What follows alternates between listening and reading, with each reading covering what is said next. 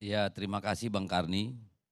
Sebenarnya kalau yang dikutip adalah pernyataan Ibu Mega pada saat Rakernasnya Tapi sebelum Perindo. dimulai, Ya, saya minta diputar dulu apa pernyataan Ibu Mega. Jadi saya bilang sama Hasto, udah nggak usah takut. Nanti kalau kamu diambil, aku pergi ke Kapolri. Aku bilang gitu. Coba pingin apa ngomong si Kapolri itu. Loh iyalah, enak aja. Masukin itu ke media.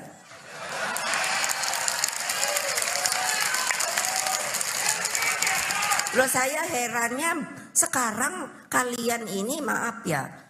Iya penuh dengan rasa ketakutan. Saya pikir ngopo toyo. Loh mbok saya kan selalu ngajarkan. Kebenaran is kebenaran. Satyam Eva Jayate. Jadi ya sudahlah. Silakan. ya, emang menarik ya bagian kecil dari pidato panjang Ibu Mega sebagai narasumber di acara Perindo itu. Karena sebenarnya Bu Mega berbicara tentang banyak sekali hal. Ya, mulai dari soal Pancasila, mulai soal kedaulatan pangan, mulai soal bagaimana konstitusi, dan seterusnya dan seterusnya. Tetapi memang yang menarik tentu lagi-lagi pernyataan Ibu Mega tentang proses hukum yang sedang dipaksakan kepada Sekjen PDI Perjuangan, Mas Hasto Kristianto. Kita memandang itu sebagai sebuah pemaksaan hukum karena kita memang mendengar kabar itu adalah orderan. Orderan dari katakanlah dari kalangan istana kepada para petinggi penegak hukum yang diteruskan melalui agennya di KPK. Itu informasi yang kita terima. Dan setelah kita telisik semua kejadian terkait atau katakanlah logika hukum, bukti-bukti terkait dengan perkara ini, memang sangat kental, sangat kentara, sangat telanjang upaya pemaksaannya. Kalau kita ingat, awal pemanggilan Mas Hasto itu kan KPK beralasan ada bukti baru terkait kasus Harun Masiku. Sehingga dengan demikian Sekjen Hasto Kristianto dipanggil ke KPK. Jadi ini bukan tentang persoalan pribadi loh, ini soal bagaimana proses penegakan hukum dan bagaimana politik kekuasaan memainkan hukum di negeri kita hari-hari belakangan ini. Pada saat itu dikatakan Mas Hasto akan diminta keterangan karena adanya bukti-bukti baru yang ditemukan oleh KPK. Yang terjadi, beliau diajak ngobrol kurang lebih 1 jam, ditanya seperti riwayat hidup, lalu ditinggalkan berjam-jam di ruangan tanpa dilakukan apapun. Malah yang terjadi adalah oknum KPK yang tadi itu yang bernama Rosa itu ya pergi membohongi ajudannya Mas Hasto, bilang dipanggil Bapak ke atas. Ya. Jadi dan dia bukan subjek hukum pada hari itu karena tidak dipanggil. Diajak ke atas, digeledah, di BAP. Jadi di situ KPK sebenarnya sudah menabrak hukum acaranya sendiri. Dan disita. Ya, dan disita HP-nya. Yang tidak terkait dengan pokok perkara yang tanda kutip disangkakan pada Mas Hasto. Nah ini kan sudah sangat telanjang sebenarnya. Bahwa KPK itu sedang melakukan operasi hukum. Oknum-oknum KPK ini sedang melakukan operasi hukum terhadap Sekjen PDI Perjuangan. Makanya waktu itu Bang Saud Situmorang di kursi ini mengatakan bahwa KPK itu di-remote. Artinya dikendalikan dari luar. Ya toh? Dan sampai hari ini kan tidak ada pemanggilan lanjutan kepada Mas Hasto. Tetapi kita mendengar mereka sedang berupaya memaksakan pasal obstruction of justice kepada Mas Hasto. Kepada Sekjen PDI Perjuangan, saya tidak akan menyebut lagi Mas Hasto, tapi Sekjen PDI Perjuangan. Karena ini adalah serangan terhadap institusi, bukan pribadi. Ya, jadi di situ kita melihatnya. Apa urusannya Sekjen PDI Perjuangan dengan kasus penyuapan terhadap Wahyu? Tidak ada. Mengapa saya katakan tidak ada? Di dalam BAP tersangka tidak ada, para tersangka yang kemudian sudah divonis dan sudah bebas. Lalu di dalam fakta persidangan juga tidak ada. Itu sama sekali tidak ada. Bahkan yang ada dalam BAP yang namanya Saiful Bahri itu, ada pernyataan dari sekjen itu langsung, jangan coba-coba ada urusannya dengan uang. Kan begitu, itu jelas dan tegas. Dan di fakta persidangan sudah disebutkan tidak ada. Tetapi kan kemudian KPK ini melebar kemana-mana. Periksa namanya istri Doni Istiqomah. Yang merupakan pada saat itu adalah pengacara PDI Perjuangan untuk melakukan atau meminta fatwa MA. Terkait pengusulan distribusi suara kepada caleg tertentu. Karena ada caleg yang suaranya besar kemudian meninggal dunia, kan itu. Nah, tetapi setelah sekian tahun ini tidak ada apa-apa.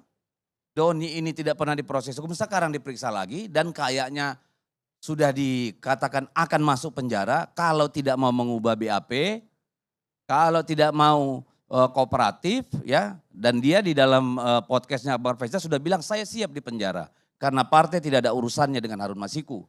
Karena persoalan Harun Masiku adalah komisioner KPU meminta uang kepada orang yang mengurus Harun Masiku untuk memudahkan dia ya melaksanakan fatwa MA soal distribusi suara kepada caleg. Jadi itu yang terjadi. Lalu KPK ini melebar lagi kemana-mana. Melebar ke istrinya tersangka yang sudah diadili dan sudah keluar dari penjara. Urusannya apa? Kan gitu nih. Diperiksa lagi Wahyu kembali. Diperiksa lagi entah siapa lagi. Bahkan mencekal ajudannya Mas Hasto yang mungkin bahkan gak punya paspor. Gak pernah mimpi ke luar negeri. Yang uang di dalam rekening banknya juga cuma 400 ribu, 700 ribu. Ini kan semua dagelan hukum yang dilakukan oknum-oknum KPK. Karena melaksanakan operasi hukum akibat tekanan politik. Dan yang kami dengar oknum ini selalu mengaku saya di backup langsung oleh sono. Maksudnya dari Mabes Polri. Sehingga dia merasa kuasa melakukan apapun. Jadi ini karena apa? Karena orang itu mengaku bahwa dia mendapat order langsung. Makanya Ibu Mega langsung bicara, lu Rosa. Gitu. Karena apa? Semua komisioner KPK yang kita tahu mengatakan, oh tidak. Ya, tidak ada urusan gitu. Jadi ini memang satu operasi khusus kalau menurut saya yang dirancang sebagai sebuah anarkisme kekuasaan terhadap hukum. Jadi bukan hal yang mengherankan ketika kemudian Ibu Mega sebagai seorang ketua umum partai, sebagai orang mantan presiden, sebagai orang yang ikut mendirikan KPK merasa tidak nyaman atau katakanlah merasa tersakiti. Dan saya kira bukan hanya Ibu Mega atau kami saja yang meragukan KPK hari-hari ini. Saud Situmorang mantan komisioner sendiri bilang ini diremote. Ya. Lalu Alex Parwata bilang ini tidak ada independensi. Bahkan ketua KPK sekarang, pejabat mengatakan tidak mau lagi nyalon di KPK. Karena bagi dia ya mungkin kesimpulannya udah gak ada gunanya kira-kira gitu kan. Dan kemarin survei juga menunjukkan 61% lebih rakyat Indonesia tidak percaya lagi pada KPK. Jadi ini satu situasi yang sangat membahayakan kita semua, membahayakan demokrasi. Membahayakan siapapun yang bertentangan dengan nafsu angkara murka penguasa. Dan ini bahaya untuk peradaban kita. Itu kenapa Ibu Mega mau merendahkan diri menyebut nama itu orang, Rosa. Ya. Jadi itu Bang Karni kasusnya. Dan terus terang sampai hari ini kami mendengar ya namanya mendengar. Itu ada 18 orang lebih kepala daerah dan anggota DPR RI PDI Perjuangan yang ditarget untuk operasi ini. Operasi hukum dengan perintah politik ini. Wallahualam benar apa tidak. Tapi kemarin dengan kejadian tiba-tiba wali kota Semarang kena ya. Lalu misalnya di Jawa Timur, anggota DPRD-nya tiba-tiba diambil semua. Gubernurnya nggak disentuh. Ya padahal kan namanya korupsi itu kan pasti eksekutif legislatif kalau dia hibah misalnya. Lalu kader-kader yang lain langsung digerebek lagi di rumahnya. Ya, ada beberapa orang. Ya kita nggak akan tahu sampai kapan ini. Mungkin sampai Oktober.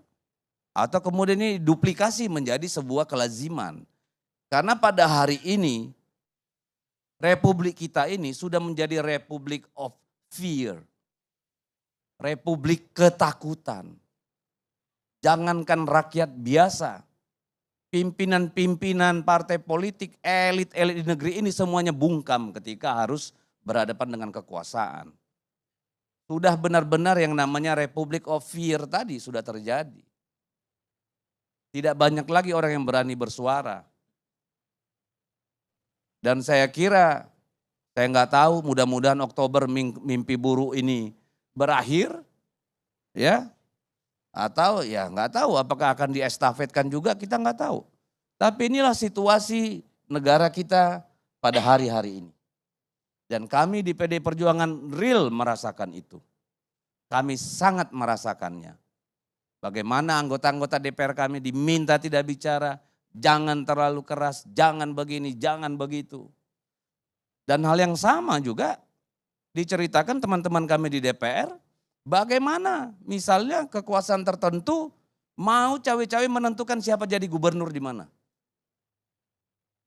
Sampai hari ini nggak jelas tuh bakal calon untuk gubernur DKI Jakarta, Jawa Tengah, ya. Jawa Barat juga masih gonjang-ganjing. Banten juga masih digoyang-goyang semua. Jadi saya nggak tahu nih. Apakah memang ini mencerminkan perilaku kekuasaan di senja sebuah periode atau sebuah praktek baru dalam peradaban politik kita? Yang saya takut kalau semua ini justified without any correction dari kita semua, ini akan menjadi hal yang biasa. Welcome to the Republic of Fear. Terima kasih.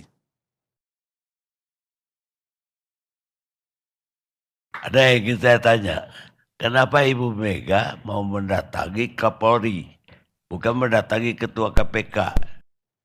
Ya dari penjelasan saya kan tadi abang bisa menangkap itu. Kenapa? Kan KPK ini kan yang kita dengar komisioner semua kan lepas tangan urusan ini. Kalau abang sambungkan tuh dengan pernyataannya si Saud Situmorang soal remote-meremot, abang bisa menyimpulkan saya kira. Jadi kira-kira remote-nya ada di Trunojoyo maksudnya. Nah, itu kesimpulan abang, saya nggak mengiyakan. Bagaimana Profesor Cipta Lesmana?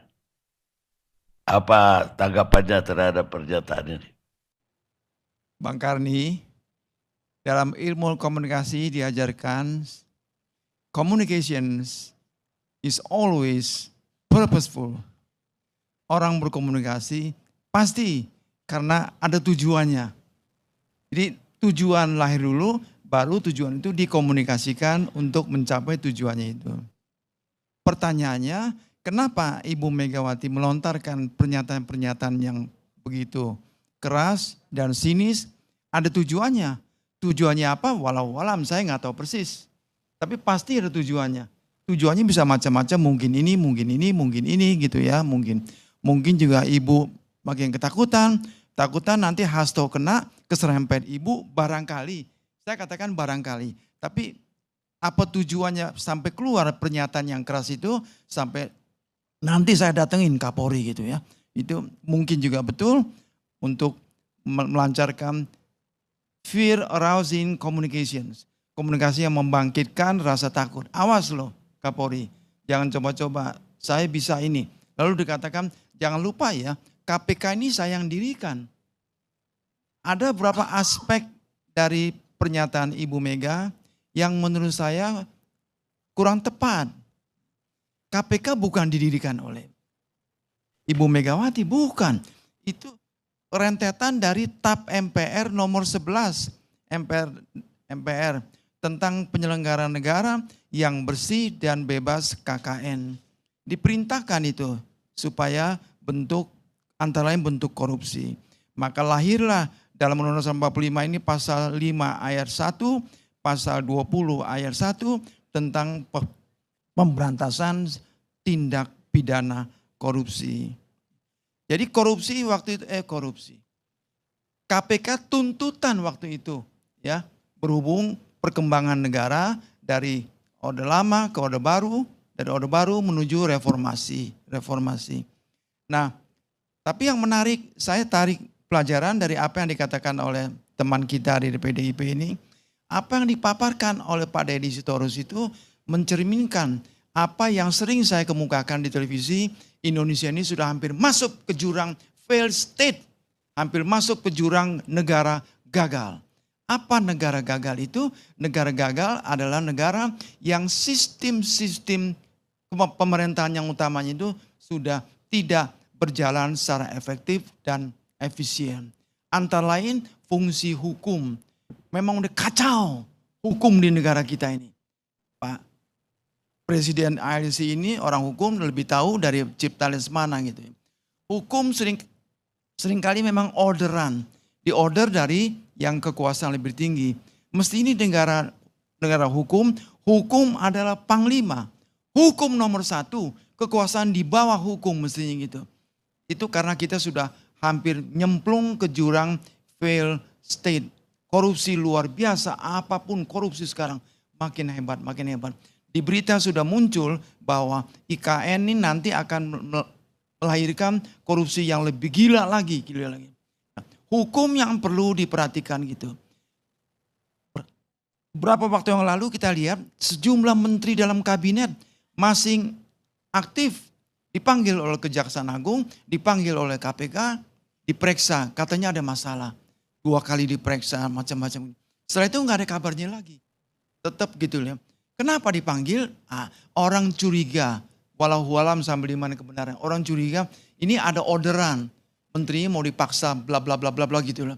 Inilah ciri-ciri failed state Bang Karni, negara gagal. Sementara itu saya dulu sebab saya bukan orang hukum, yang lebih pintar hukum adalah teman-teman narsum yang lain. Terima kasih Bang Karni. Baik.